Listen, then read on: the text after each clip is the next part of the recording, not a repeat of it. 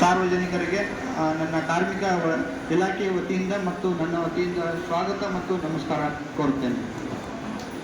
ಇವತ್ತಿನ ಈ ಒಂದು ಯಾಕೆ ನಾವು ಬಸ್ ಸ್ಟ್ಯಾಂಡಲ್ಲೇ ಈ ಒಂದು ಅವೇರ್ನೆಸ್ ಒಂದು ನಾಟಕ ಪ್ರದರ್ಶನ ಮಾಡ್ತಾ ಇದೀವಿ ಅಂದರೆ, ಜಾಸ್ತಿ ಜನ ಎಲ್ಲ ಸೇರ್ತಾ ಇದ್ದೀರಿ. ಇಲ್ಲಿ ಏನಾಗುತ್ತಂದರೆ, ತಮಗೆಲ್ಲ ಗೊತ್ತಿರೋ ಹಂಗೆ 18 ವರ್ಷದೊಳಗಿರೋ ಮಕ್ಕಳನ್ನ ನಾವು ಯಾರೂ ಕೂಡ ದುಡಿಮೆ ಮಾಡಿಸ್ಬಾರ್ದು.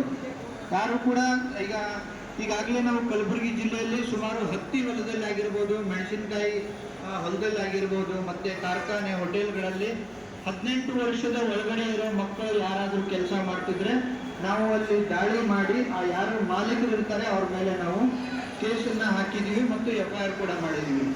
ಅವ್ರಿಗೆ ಏನಾಗುತ್ತಂದ್ರೆ 20,000 ರೂಪಾಯಿ ಅವರು ದಂಡ ಕಟ್ಟಬೇಕಾಗುತ್ತೆ.